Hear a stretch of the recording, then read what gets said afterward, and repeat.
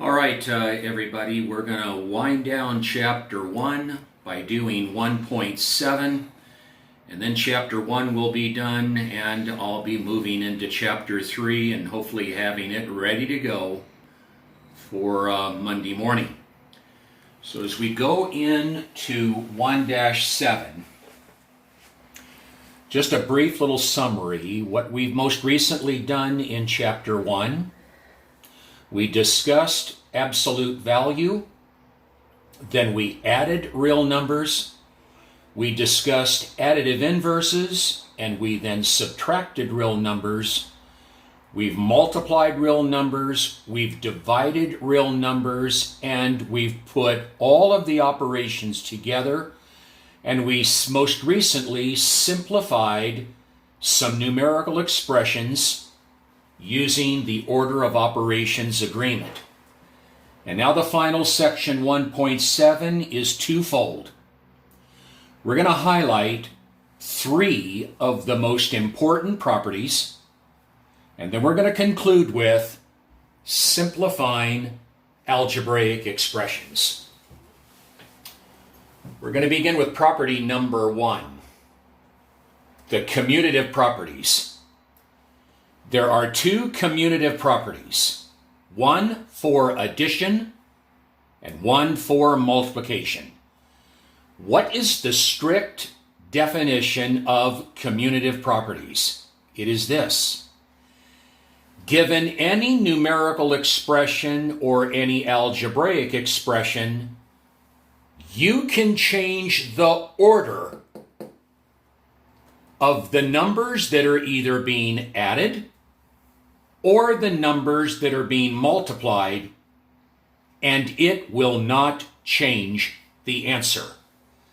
The commutative property of addition says if we have 2 real numbers, one of them A and the other B, A plus B is equal to B plus A. The answer is the same on both sides. The commutative property of addition says you can change the order of the terms in an addition statement, and it will not affect the answer. If I give you 3 plus x, you can use the commutative property, and you can say that it is equal to x plus 3. Multiplication is also commutative. A times B is equal to B times A. We can change the order of the factors in a multiplication problem, and it will not affect the answer. 7 times 6 times negative 1 would be equal to 6 times negative 1 times positive 7. Changing the order of the factors does not change the product. That's 42 times negative 1. That's 6 times negative 1, which is negative 6 times 7. Same answer. So here's what we want you to remember about commutative. The key synonym for commutative: order. There must be a change in the order. All right, second one, classified as the associative properties. The word associative is synonymous with groupings. To associate means you're going to form a group with somebody else and you're going to talk. You're going to chat. The associative properties say you can change the groupings of numbers in either an addition statement or in a multiplication statement, and it will not change the answer. You can change the groupings. Let's go to the first of the 2. Item number 1 that we want to express: to have the associative property, you have to have a minimum of 3 real numbers. You have to have an A, you got to have a B, and you have to have a C. You have to have a minimum of 3 real numbers to be able to change groupings. Here's what the associative property of addition has to say. When you come to parentheses, we often say the word the quantity. So here's how it reads. The quantity of A plus B plus C, notice he's on the outside, and notice A and B are talking. They're forming a group. The quantity of A plus B plus C is equal to A plus the quantity of B plus C. You see, from one side of the equation to the other side, we have used the associative property because we have changed the groupings of the numbers that are being added. On the left-hand side, we have the group of A plus B talking to one another. And on the right-hand side, we changed the talkers. We've changed the groupings. B and C are talking on the right-hand side. And the associative property of addition says it doesn't matter how you group the numbers. You'll still get the same answer. So over here, I've given you the left-hand side of an equation, and we're going to use the associative property of addition to write an equivalent expression. 7 plus the quantity of 3 plus x would be equal to, now notice what I do. I'm going to keep the order the same. But I'm just going to change who's talking. 3 and x are talking on the left-hand side. I don't want them talking on the right. I want 7 talking with 3. Same answer. You see, if you combine the like terms on this side, even though the 3 is talking with that x, you'll still add the 3 with that 7, and you'll get this. And you'll get the same thing over here. This is associative. We've changed the groupings. You could have also done this. If I gave you this one, you could also associate by writing this.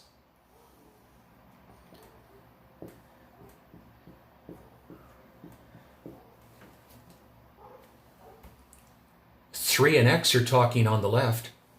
7 and x are talking on the right. That would be the associative property of addition as well. Doesn't matter. Different groupings. Multiplication is associative. The quantity of A times B, you see they're talking, times C is equal to A times the quantity of B times C. B and C are talking on the right-hand side. A and B are talking on the left. Different groupings. Changing the groupings in a multiplication problem does not change the outcome. Here's an example that we'll show using the associative property of multiplication. Here's one of your numbers. 5 is the second, and x is the third. Notice that 5 is talking with x. Well, when we write it over here, we're going to change the groups, and we can do this.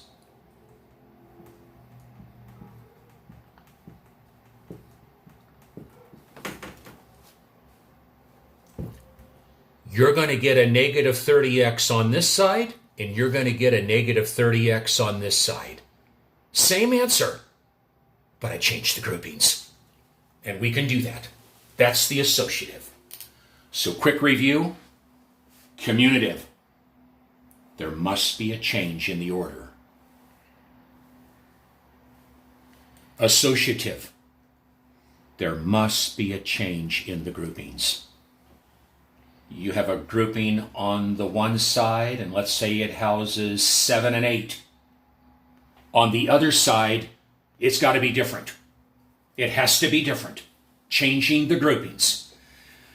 And then the third and the final one, people, I think you would agree with me, it is clearly the most common property of all of them, the distributive property.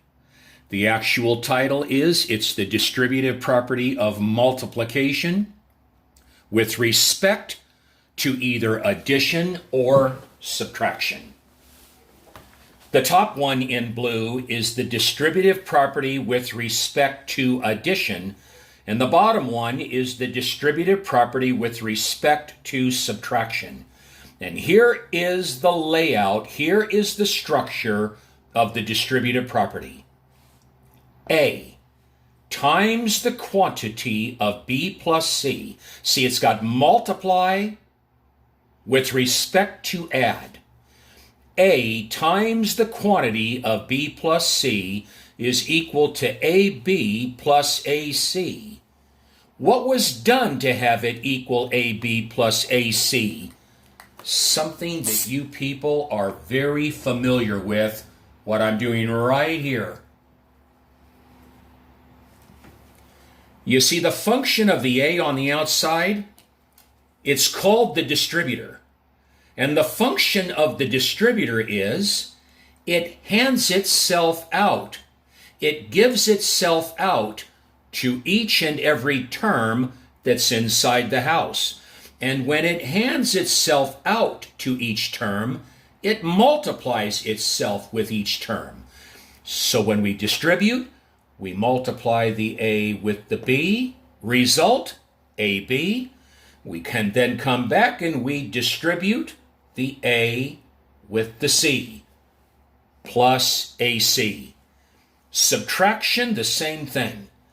A times the quantity of B minus C is equal to AB minus AC.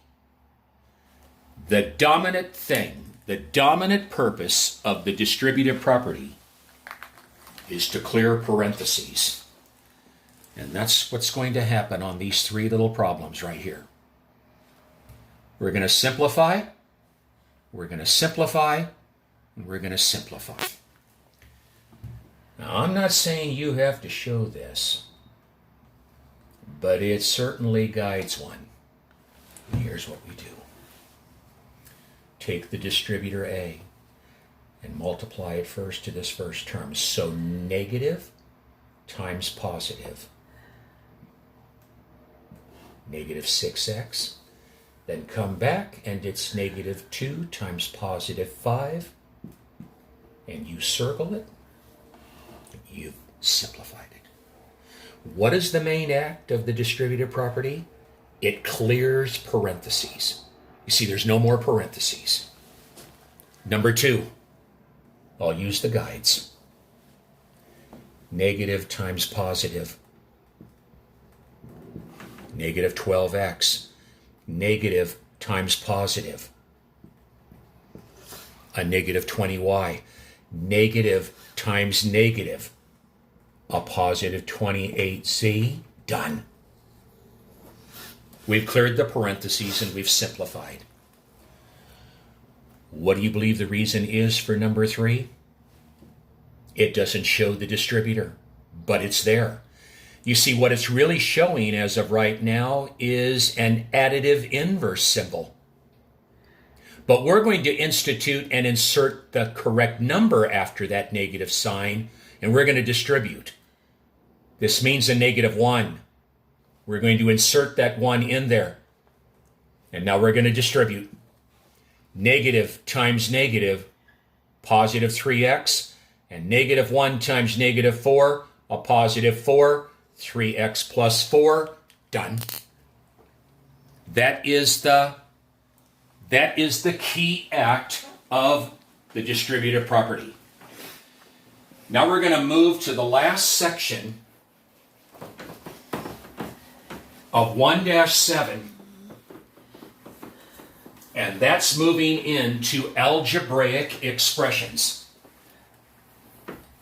And we're going to define an algebraic expression first. You can see an example there. An algebraic expression is a mathematical phrase. It is not an equation because there's no equal sign. It's a mathematical phrase that consists of one or more variables, one or more real numbers, operational symbols, and optional grouping devices. This is an example of an algebraic expression. Now, folks, some key vocabulary. Algebraic expressions are made up of specifically named parts. These parts that make up the algebraic expression are called terms.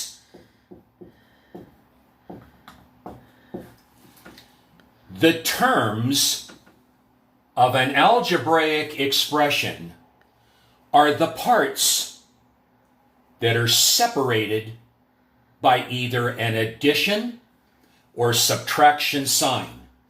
Notice you heard me say, I'll repeat it, that the terms are the parts of the algebraic expression that are separated by either addition or subtraction signs. Not division symbols, not multiplication symbols, addition or subtraction. So one by one here for a moment. Term number one of this algebraic expression, 7x. Term number two, not just 9y, but its sign. Term number three, and 4, and sign. Those are the terms. Now, as you look at each separate term that makes up the overall algebraic expression, each separate term has factors in it. You see, for this separate term 7x, there's an imaginary times sign in between the 7 and the x. So 7 is a factor, x is a factor. And now another key vocabulary word that should be in everybody's vocabulary when you hear it. The number factor of a term is called the coefficient. C-O-E-F-F-I-C-I-E-N-T. The coefficient is the number factor of the term. So 7 is the coefficient of this term. -9 is the coefficient of the second term. +1 is the coefficient of the third term. And the fourth term, its coefficient is that same number, -3. Let me throw in this vocabulary word as well. If an algebraic expression has a number term in it, no letters attached to it at all, just a number term, it's oftentimes referred to as the constant term. Its coefficient is the same constant term, -3. So we would like you to definitely be aware of terms, coefficient, constant. It's key that we need to make sure that we're able to do. Now, to the main focus of algebraic expressions. There are two items, there's two directions that get done with algebraic expressions. The first act is this.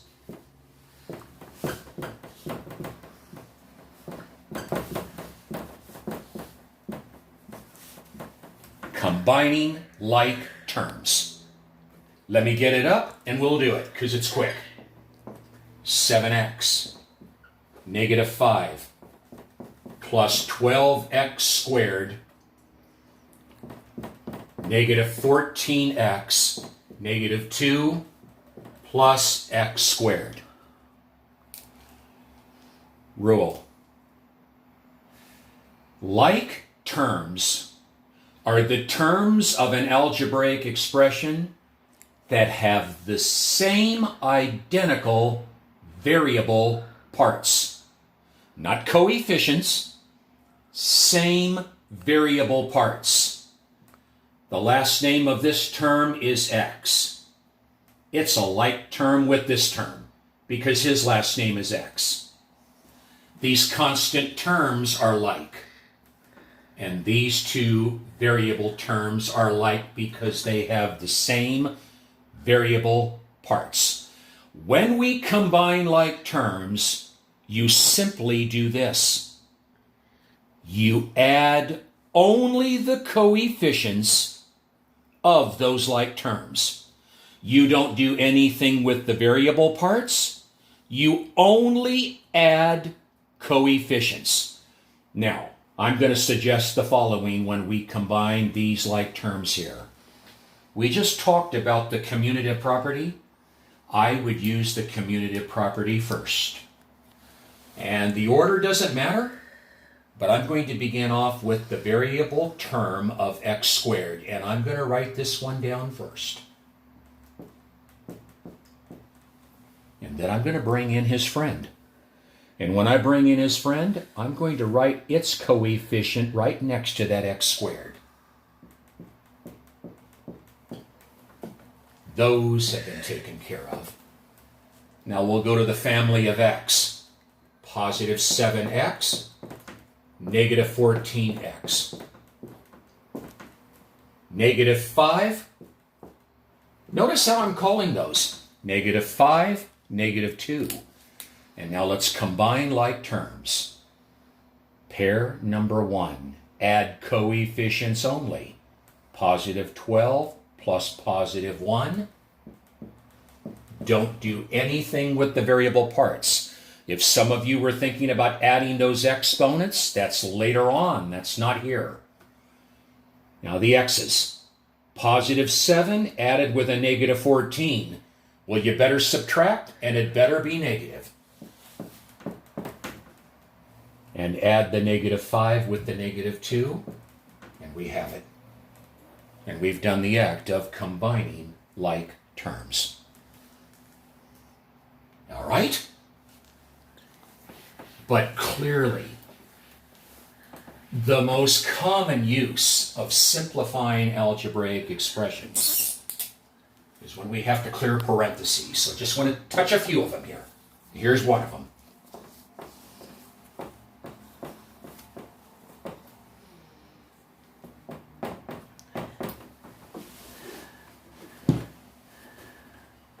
We clear these parentheses first. I'm going to do this. Positive times positive. Positive times negative. Down. Now, if you want to commute, you go right ahead and commute. I will. Down. Bring over his friend. Then bring down the constant. Add the coefficients of the like. Adding a positive 28 with a negative 10. Better subtract and take the sign of the bigger absolute. And bring down that negative 12, and he's done. Okay. Now let's spice it up just a little bit right here. And let's go to him.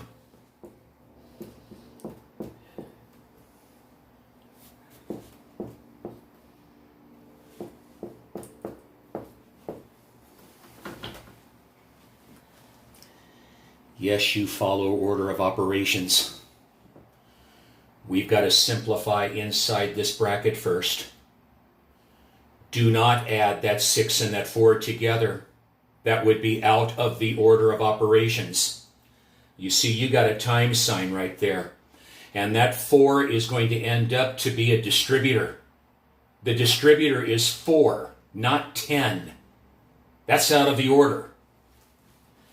The first thing that I would do, I would go inside this bracketed house and I would show the distributor very clearly marked so that I know I can clear those parentheses. That would be item number 1, making that -1. Now bring down the 6 plus the 4 and bring down both wings of the bracket. And now we're going to clear parentheses by distributing. Do not subtract 1 from 7. That's the same kind of mistake there. Bring down the 7. Distribute by -1. Negative times positive. Negative times negative. Bring down. Keep the bracket. And now let's combine like terms. You want to bring down that -1x first? Good. Add the +7 with the +2. And now we'll come back and distribute again, but by +4.